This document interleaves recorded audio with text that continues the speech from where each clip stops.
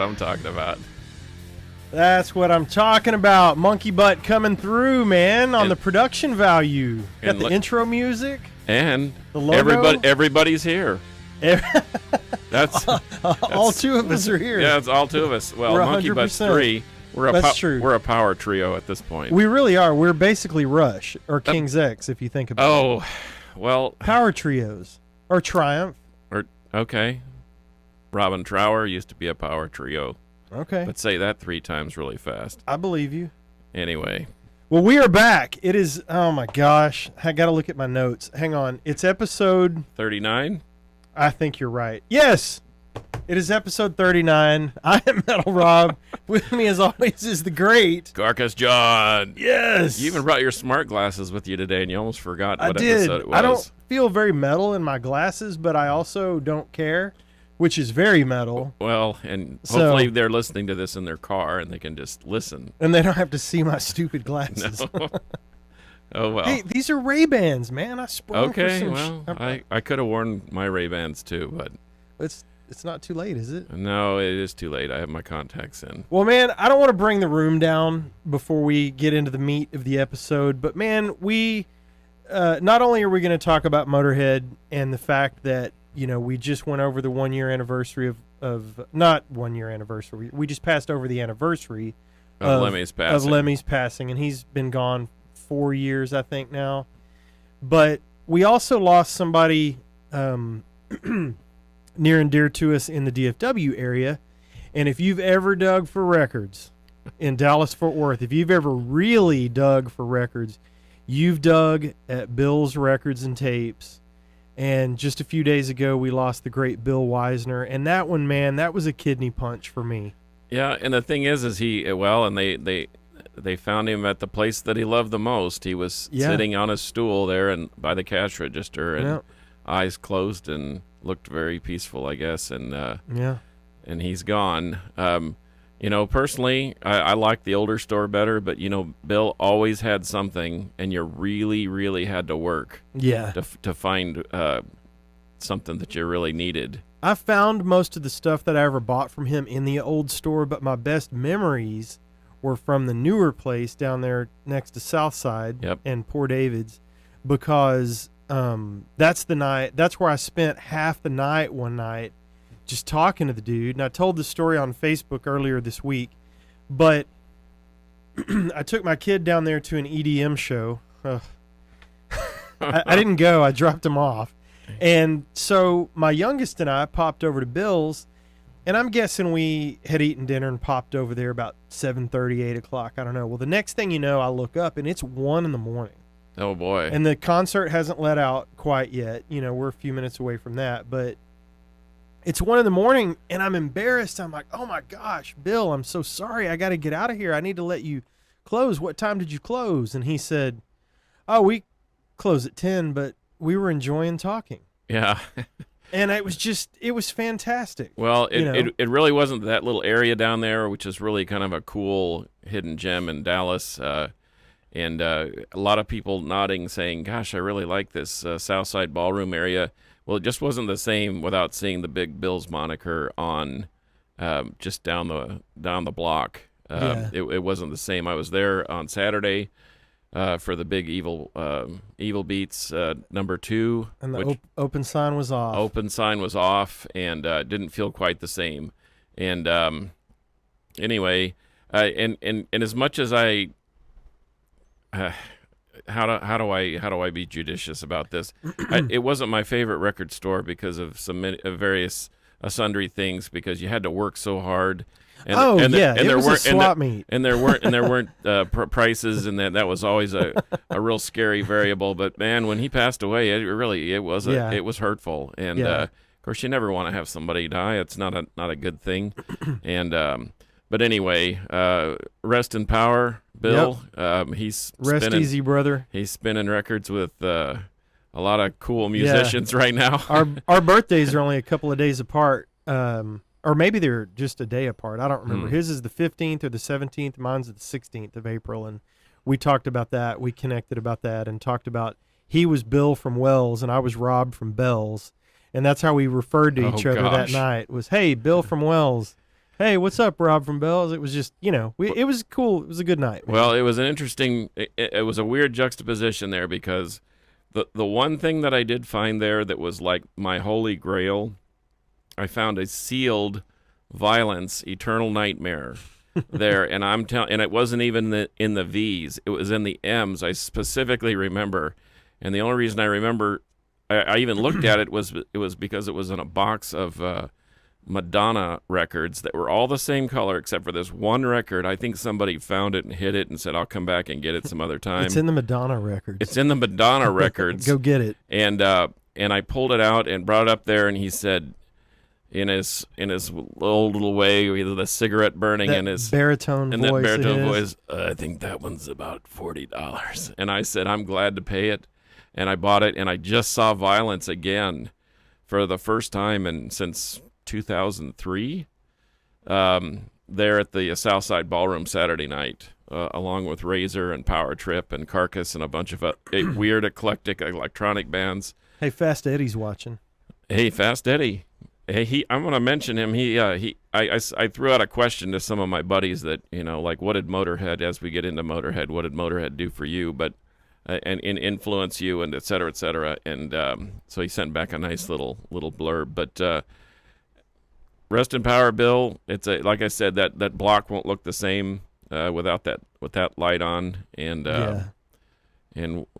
but life is more, mortality is tough, man. I sincerely regret not going down there it may have been a couple of years. I can't remember. It's been a while since I've been down there. I regret not going.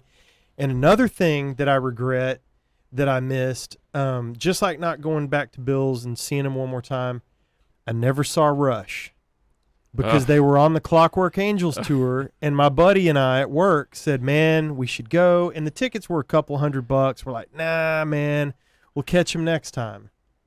Well, no, you won't. No, you won't.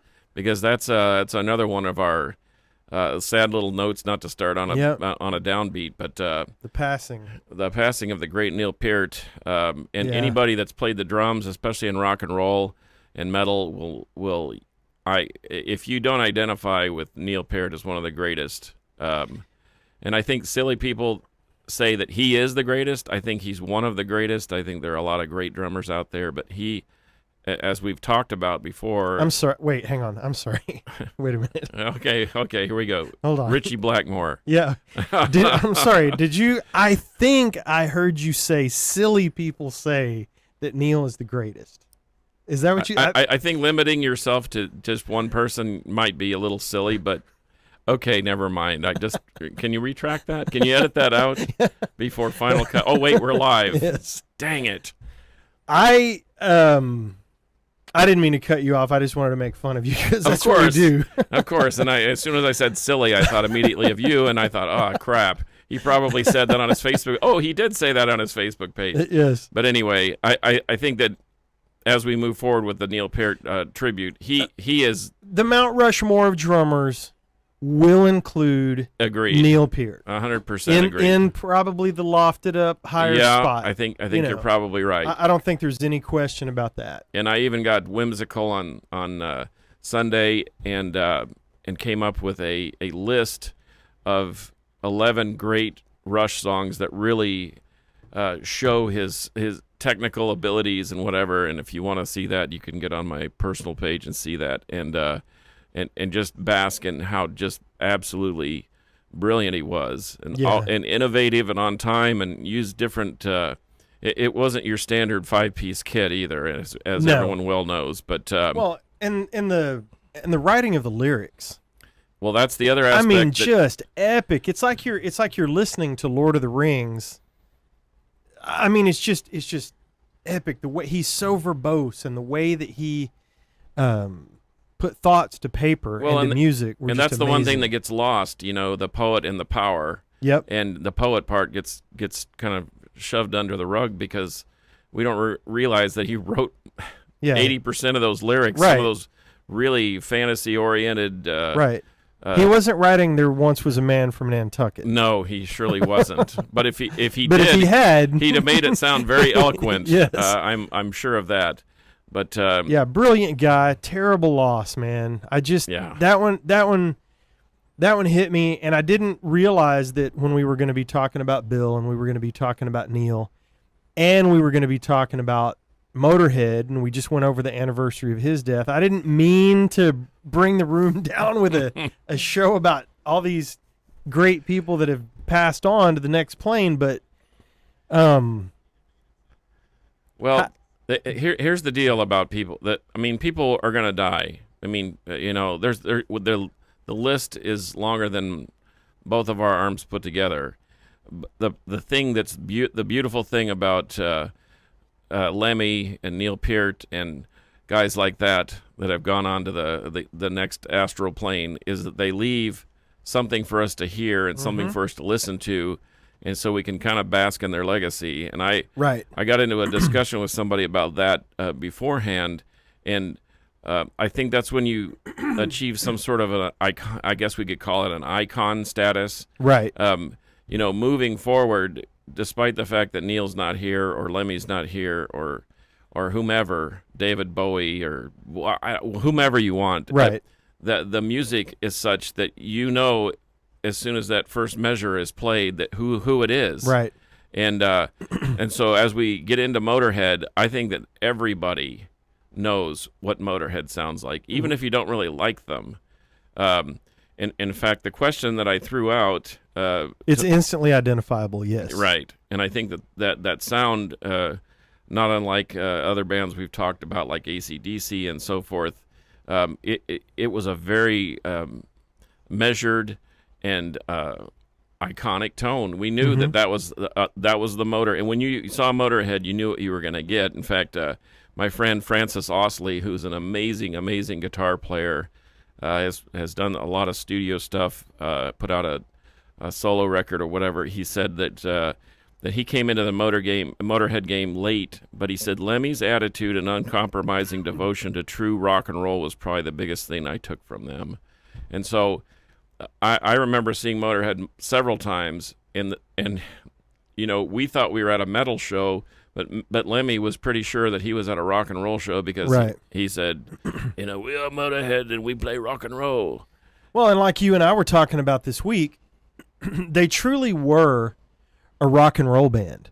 You had elements of metal, you had elements of punk, but it was 80-90% rock and roll because you turn off the distortion and you're listening to 50s and 60s rock and roll. Exactly. All day long. And you can just name songs and you're just like, oh my gosh, that would have been a radio hit if the Beach Boys had done it. Right. Or one of those, early rock and roll bands. True. And the other thing that was mentioned by some of these cats, including Alex Dominguez, who was the original bassist for Devastation, went on to play for the Texas version of Annihilator. Hello, Rodney Dunsmore. And Rodney Dunsmore, he was all part of that. And he said that something about he got the first record he heard was the Bomber album. And I know we all came in on the Motorhead train at various places. Mine was Ace of Spades, but the Bomber album, he said his friend gave it to him, and he asked him, well, what does it sound like? And he said, it'll change your life. Just go listen to it. And he was right. He said his exact words were, it'll change your life. The rest is history. Not only did it change my life, but it changed my taste in music. He said, Motorhead, to me, was an attitude, not giving two bleeps what society thought about you. Grimy, greasy rock and roll type of music. I had never heard before that type of music, and no one did it better than Motorhead. Yeah. So I think that kind of sums it up. And everybody that I talked to consistently said that Motorhead wasn't just music, but it was like a life choice. It was like a life changing. It was a lifestyle, and I think it's true because if you're true rock and roll, well, guess who's sitting on the throne of rock and roll? Right. I think it's Lemmy. You can say Little Richard. You can say Bill Haley and the Comets. You can say the Beatles. Again, true rock and rollers sitting on Mount Rushmore again. Put Little Richard up there. Cool. I'm totally okay with that. But Lemmy, if Lemmy's not the president, he's on the board of directors. Of course he is. And did you know that Lemmy was a roadie for Jimi Hendrix? I've heard that. And it's true. In fact, you want to find a really great book about start with this White Line Fever. It's the autobiography of Lemmy Kilmister, and what a great book. It's got some hair-raising stories, but it gives you just a brief taste of what life on the road was, and we can get into that about you would think that he's an icon, he's a superstar, he's world-renowned. I remember in Vaughan in 2006 when I went there, the number one shirt that people were wearing was Motorhead. A Motorhead shirt, by far. Right. And so he influenced a lot of people. That's a lot of metalheads wearing a Motorhead shirt. Well, there's so many things to say about the guy. We could talk all day, but I rewatched the Lemmy documentary over the past week, and I knew the show was coming up, and I wanted to kind of refresh myself on that documentary because I would say of rock and roll documentaries, music documentaries, it doesn't matter if I like the music. I like a good music documentary, whether I care about the band or the artist or not. But having said that, with no bias at all toward, being a metalhead, which obviously we are, that Lemmy documentary is one of my top 5 music documentaries of all time. It might be my favorite, but it's definitely in my top 5. I just love it. Everything about it is fantastic. And the things that blew me away the most, because I knew most of the history and I knew most of the music and I knew about all the records and stuff. And I like that they didn't just do a history of the discography and all that. But a couple of things stood out to me. He's been in that apartment forever. Or he was in that apartment forever that he was paying a few $100 a month for so that he could walk to the Rainbow and to that studio and play his little game. Play his video game. That they still have. And in fact, the last time I went to the Rainbow, there he was, and he was very cordial, and he took pictures with everybody, and he shook everybody's hand, and but he was there to play his little poker game, his Ace of Spades game, which is an iconic song, right? And so Lemmy was a real person. He was just one of us, right? And his musical influences were unnumbered. I mean, he really took rock and roll, and as Alex said, made it greasy and grimy and turned it into a metal sounding rock version. Well, the other thing that struck me about the video, and it's such a good documentary. If you haven't seen the Lemmy documentary, it's on Netflix, I think. You need to check that out if you don't just go out and pick up a copy of the DVD or the Blu-ray. It's amazing.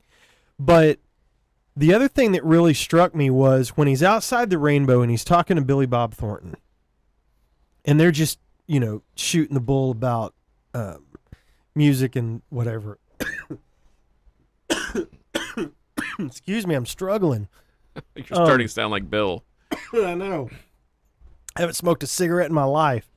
So, the other thing that struck me besides him living in that apartment for all that time was the fact that he's sitting out there talking to Billy Bob Thornton, and they're going on about, Billy Bob talks about, I made this big money deal on this movie or signed this thing and made all this money and whatever. And now remember, the documentary was in 2010. Right. Lemmy's been doing this for 30 plus years at that point. Mm-hmm. And if you want to include his time in Hawkwind. Right. 40 years. So 40 years. So he's been doing this for 30, 40 years. And he tells Billy Bob Thornton, I just did this thing. It was like for $100,000. And yeah, some of the money is starting to come in. And I'm just going, how does that happen? Because by 2010, yep.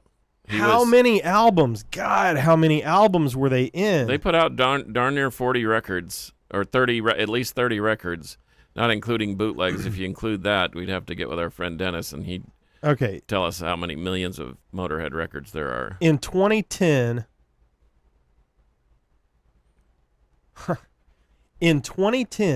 when Lemmy said, I'm finally starting to get some money or see some money or the money, whatever he said, they were 3 albums away from being done. Mm-hmm. Done. Yeah. So from 77 to 2010, Lemmy's putting out records, and you're telling me the money's just now starting to come in. Well, we've talked about this just in brief with bands like Grand Funk and Ted Nugent. Back in the day, the management just took advantage of them and kept them on the road and kept all their money. Yeah. And they, when Grand Funk has sold 70 million records and has to pawn their equipment to get home. That's that's a crime. People ask why. Shame on those guys for people ask doing why Motorhead was on so many different record labels. Is because everyone wanted a piece of the action. They knew they could sell it. Right. And in fact, just in fact, I think he was making as much money off the War Pig merch as anything, because this is Motorhead. Right. There you go. There it is. Yeah, that's your Eddie. That's your Eddie. That's your Vic Rattlehead. That's your whatever it is. And heck, I even got that tattooed on the back of my left calf, because that is Motorhead. You don't need any more explanation other than that. Right. And but still, to your point, why isn't this guy rolling in dough? I mean, he may not have even been worth $1 million when he passed away. Crime against humanity. And still living in that same apartment, but he liked it that way. Right. He was a simple guy. I like stuff. He likes stuff. He likes booze and women and great boots. And the Militaria collection is just amazing. Yeah. And we should probably steer clear of some of that, because I know that he had a lot of the World War II stuff. Well, he made a good point about that. Somebody brought up in the documentary. Yeah.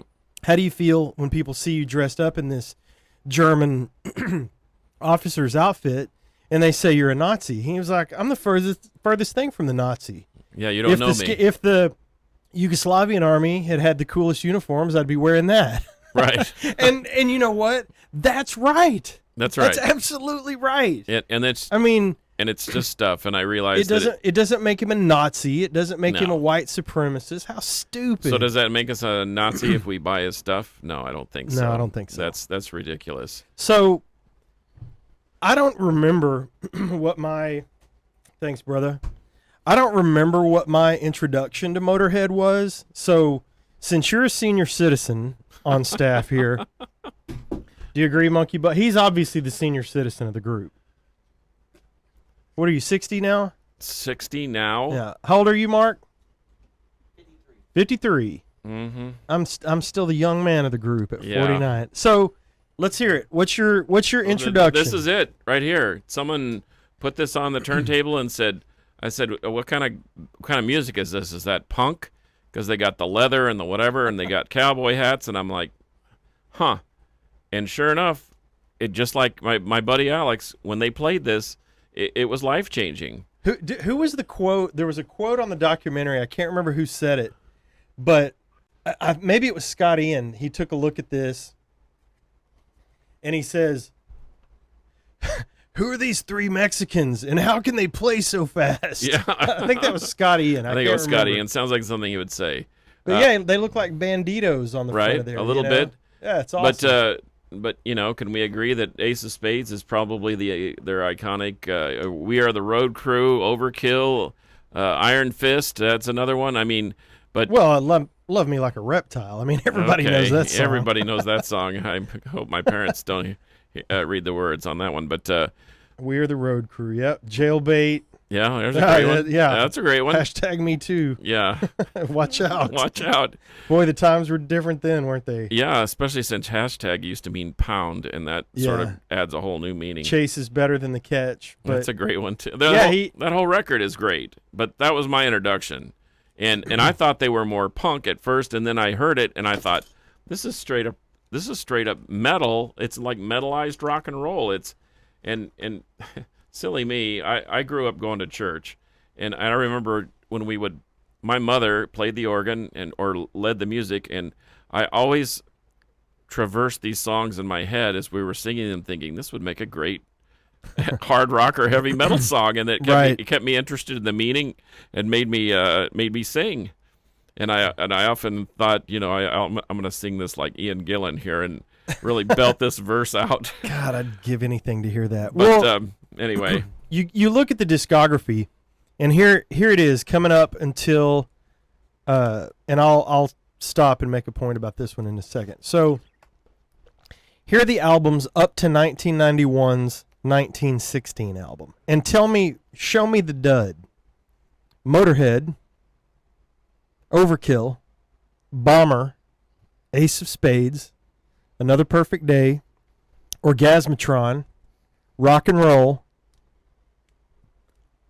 No, what? And they're making no money? And there's no duds there yet. There's no duds. And then you get to 1916, which this one was big on my radar because, and I'll tell you what's funny about this one. Do you know how I got this album the first time? I have no idea. I needed to fill space on my Columbia house. Oh, boy. Did you ever pay the... Oh, yeah, I paid. The record's $7.99, but the handling fee is $32.99. Yeah, I did it. So I got my 16 CDs for a penny or whatever it was, and I needed to fill it in. I needed one more, and I picked this, got it, listened to it, and I freaking loved it. The one to sing the blues, I'm so bad, baby, I don't care, no voices in the sky. What? Ramones? Oh my gosh. And Lemmy's history buff nature in 1916 about World War I. Right. Oh, I thought you were reaching for it. No, I'm not reaching for it. That's a great record. And so far you haven't named a dud. No. So I'll go quickly over what I have. And I'll be honest with you, I don't have a ton of Motorhead records. I've got some Motorhead stuff. Yeah. Because if you get this thing, and that's made of leather, by the way. It is. If you get No Remorse in whatever format, I've got the CD too, but man, if anybody watching this that is a Motorhead noob and you don't know, go get No Remorse. It's got all their hits. It's got everything you need to get started. And to me, if you're just going to tap your toe into Motorhead, go get this. But hold that up again. Notice the cover? Does it say Motorhead anywhere? Nope, but you know what it is. You darn sure do know it's Motorhead. when you're flipping through the record bin, you know what this is. Yep. And this thing has just, I'm not even going to name all the songs. But here's the other thing that I want to get across to people, and then I promise I'll let you talk. Sure. Is the second half of their album career is fantastic. Bastards, great album. I've got This is my second favorite Motorhead album, is Motorizer. I got this either in a collection, or I don't remember where I picked it up. Run Around Man, Teach You How to Sing the Blues, When the Eagle Screams, Rock Out. Oh my gosh. Overnight Sensation. That's a, well, not that, it's not on that record. I'm saying, yeah. As far as what you're. It's just, these guys, they've got the Overkill effect, or maybe Overkill has the Motorhead effect. They were prolific. It's just Motorhead record after Motorhead record after Motorhead record, and you know, they're all good, but I really love Motorizer. I really love 1916 on the second half of their discography. All the other stuff, no brainer. You should own all of it. Everything we mentioned before, go get it. But if you want to start looking at some lesser known stuff, man, there's just such great, Overnight Sensation, like you said. Man, that thing is a ripper. Yeah, and came out in the height of grunge. Yeah. 95. And they didn't care. Yeah. Motorhead, 1993, Bastards. 1995, Sacrifice. 1996, Overnight Sensation. Grunge is massive. Mm-hmm. Yeah. Snakebite Love, is that on We're there? Motorhead. We play rock and roll. Yeah, they didn't care. The other cool thing that I got, which came out in 2010, I can't believe I've had this that long. There's no way I've had this that long. I guess, yeah, time flies when you're having man, fun. I'm going to roll you in the parking lot. Okay. That thing's signed by Lemmy. So this album, The World Is Yours, came out in 2010. And remember, there are only two after this. Right. 2 more studio records.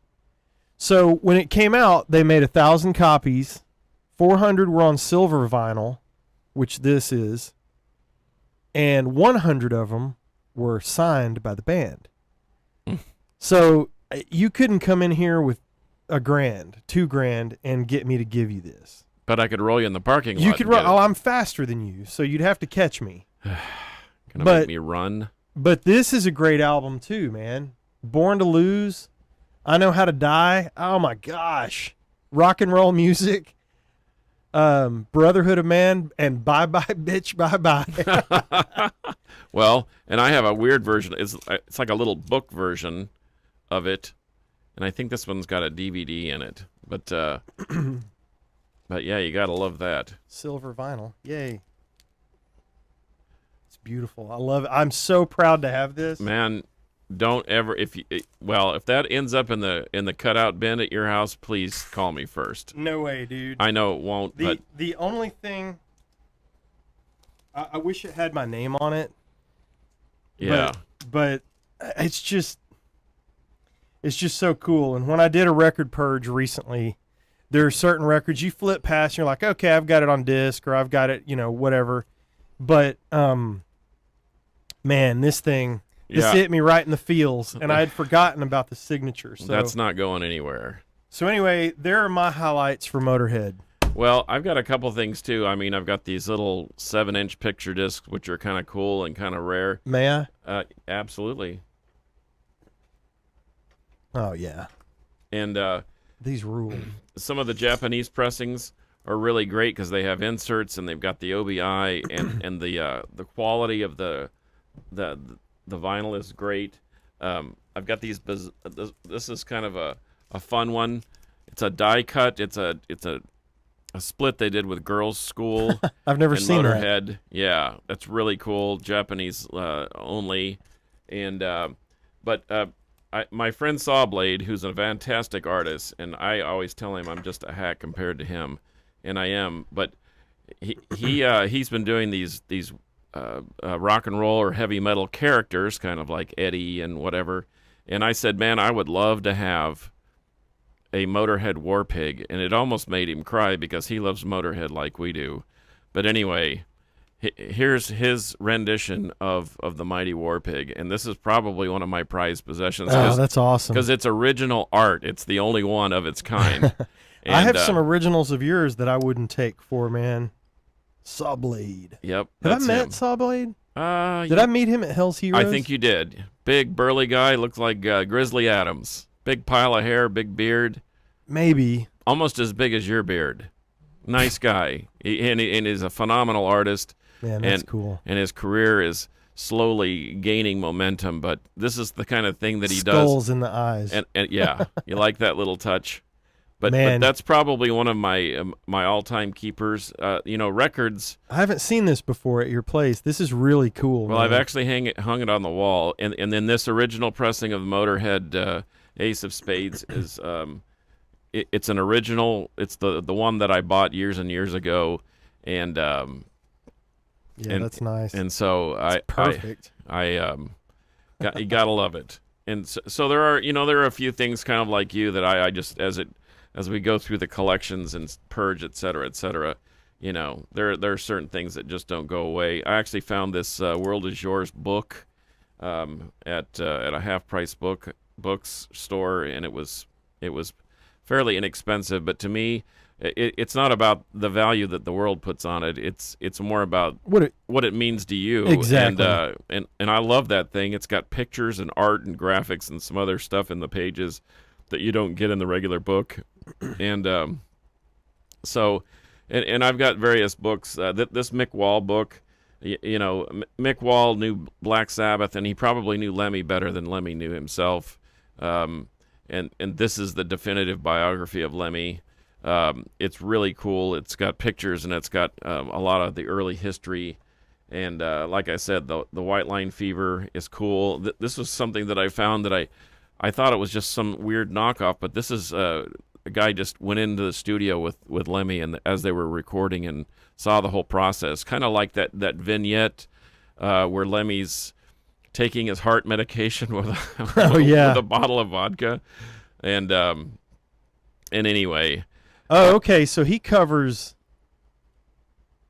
Oh, okay. He's covering them all. So this is one of those Oh, I love these Like he books. breaks down all the studio who played records. on it and where they recorded it and what. Oh, okay. Yeah. Now Mick Wall did something similar like that with Black Sabbath, but this is equal to the task for Motorhead. Kiss did this, and it's a 3-volume set. And if you've never checked that out, I've got them. You can borrow them. Okay.